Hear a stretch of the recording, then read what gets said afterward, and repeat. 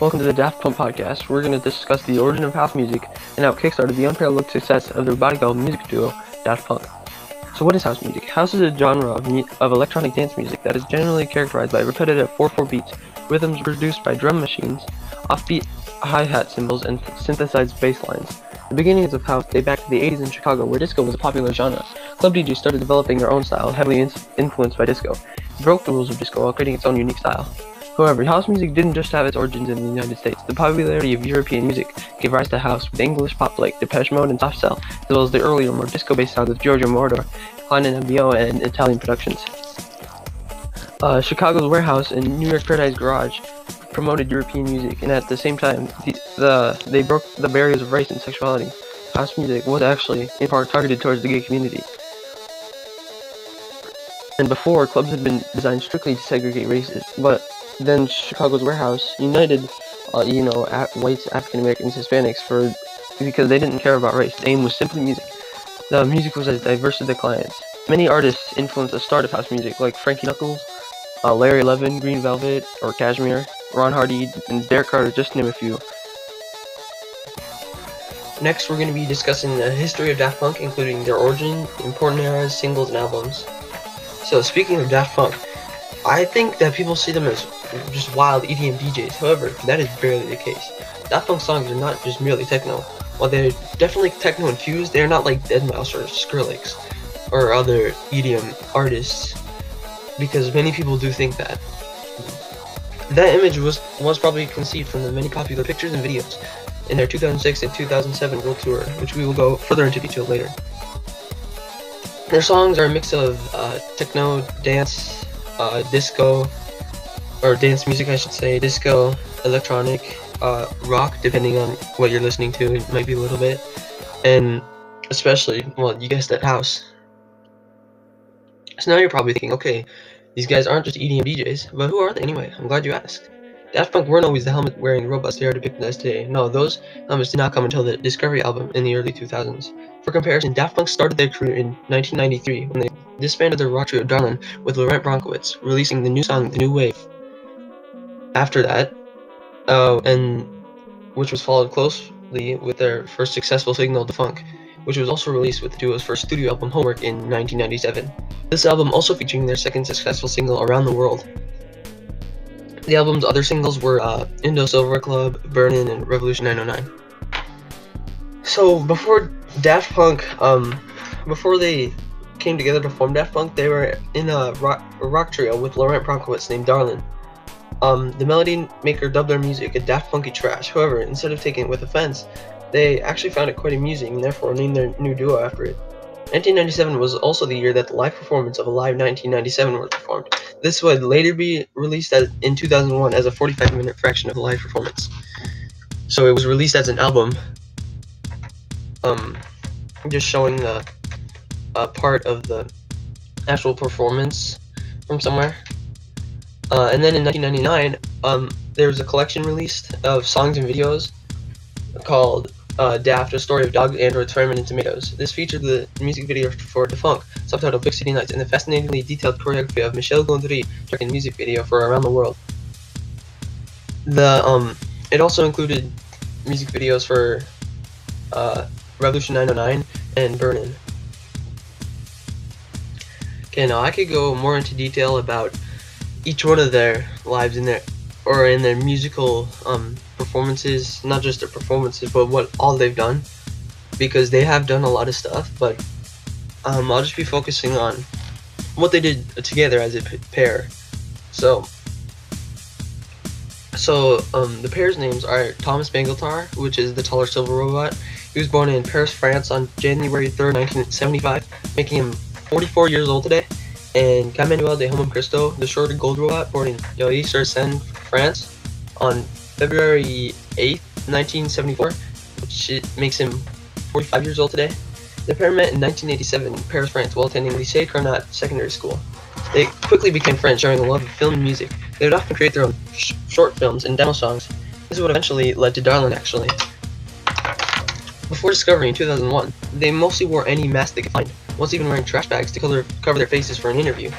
When they started wearing helmets in 2001, Thomas's robotic face sported a happy smile. Guy's astronaut-looking helmet lit up with a yellow smiley face.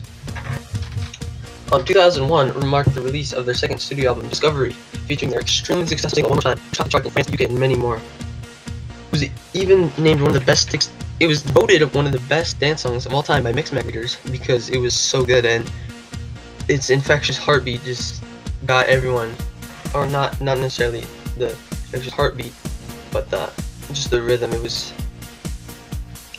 really just everyone liked it, and but along with the album, 5 other singles. Well, in the album, 5 other singles were released with it, or that were included in the album. Aerodynamic, Digital Love, Harder, Better, Faster, Stronger. If you've probably heard, that's a pretty good song. Something About Us and Face to Face. And all of these and 8 others was what Discovery was, the album, and it was released in 2001. It generated gold plaques in Australia, Belgium, Canada, Germany, Switzerland, and the US, as well as platinum plaques in Japan and Denmark, double platinum in UK, and triple platinum in France. Daft Punk is very popular in France because I guess that's where they're from. And so on November 10th, 2003, the Japanese animated or anime movie titled Interstellar 5555, the story of the secret star system, which is actually properly pronounced 45 rather than 5555. It was released featuring all the songs with corresponding music videos in chronological order. The movie was centered around the rescue of a captured alien band named the Crescendos, and their journey of being captured from their hometown, being sent to Earth, and they were forced to make music for like big companies. It was just it's a good movie. I recommend it. Interstellar 5555, the story of the system. And that's story, secret, star, and system with a 5 instead of an S. That's like where the 5555 came from. And actually, the band name was the Crescendos, which is also the name of the 5th song in the album. Excuse me. Also in the year 2003, a remix album called Daft Club was released. So it had remixes of Homework and Discovery, because this is before the other studio albums were released.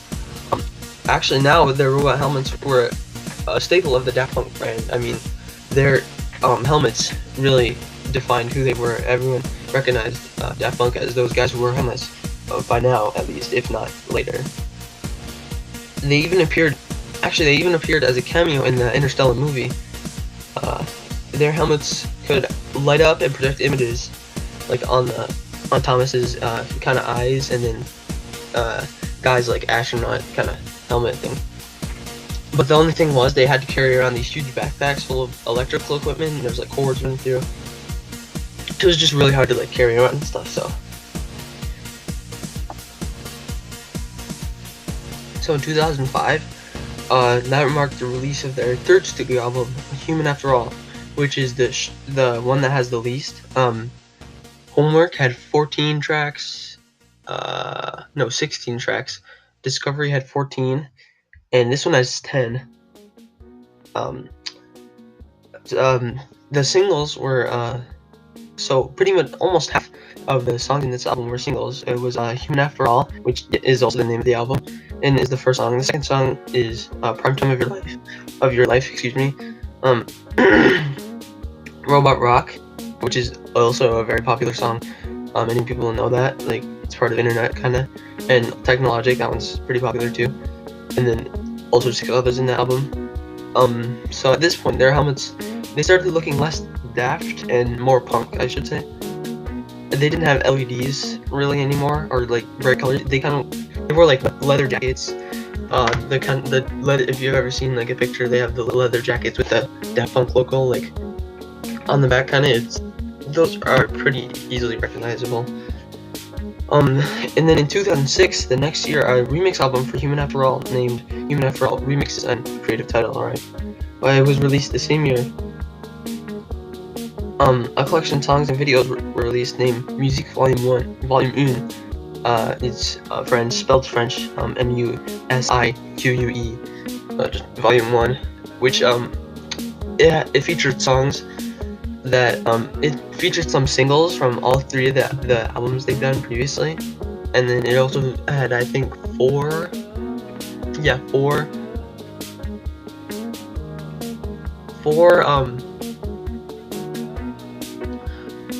collaborations kind of songs that they helped with, like for example, Mothership Reconnection, and Musique, which is actually the first song on the album, Core Memory, Forget About the World.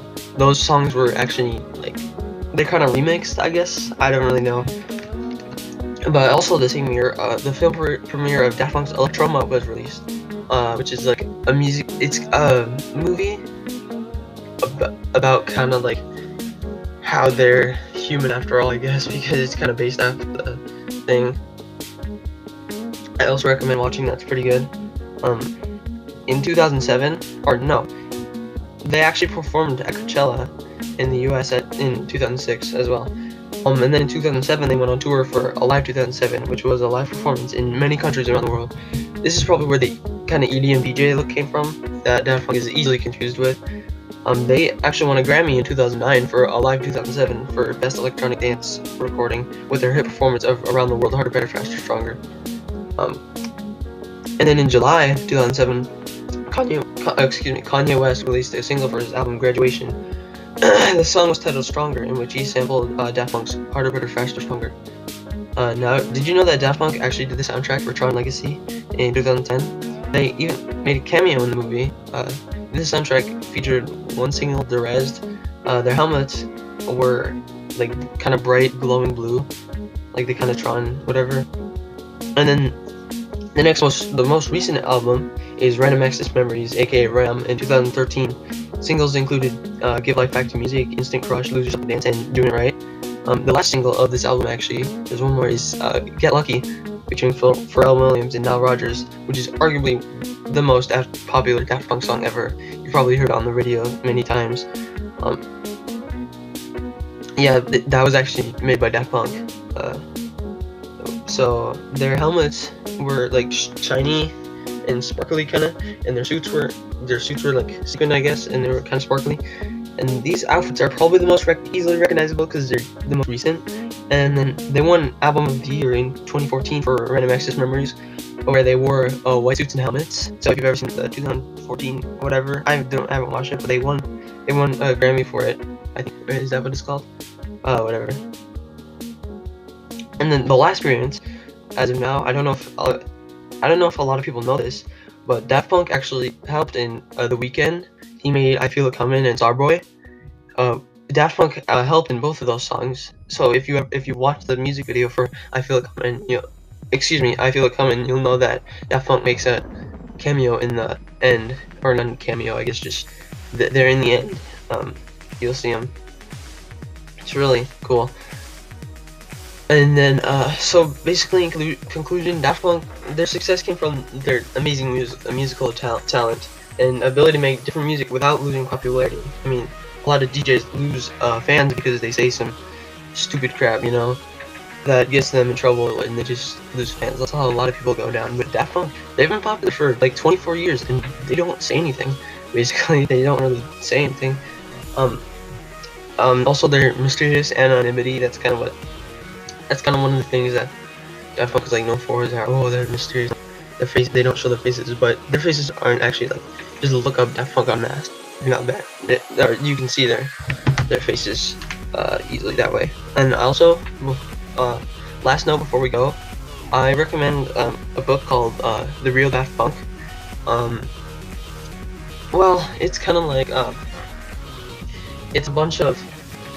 it's about like the history of house music, kind of like how I talked here, and it's really cool. It shows like their collaborations, and it shows interviews with them and then like other DJs at the time, like DJ Sneak, for example.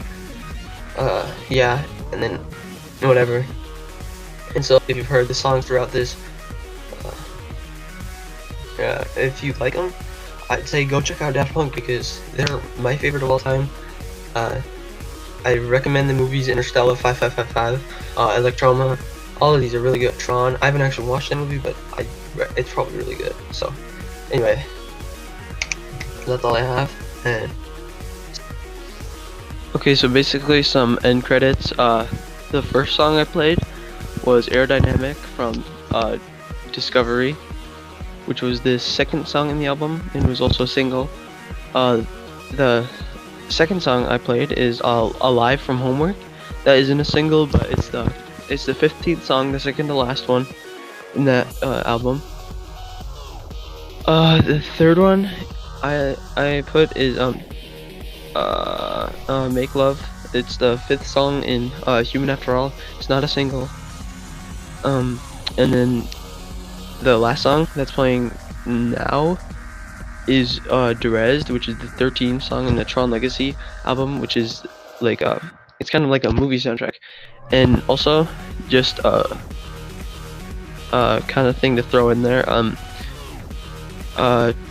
Tron Legacy, the album, the soundtrack album was released on December 3rd, 2010, and that would be my 6th birthday. So that's just kind of cool, I think, because I love fucking what do you know, my least favorite album was released on my birthday. Yeah, that's it. That's just the end credits. That's all I had to say. So thanks for listening. Yeah.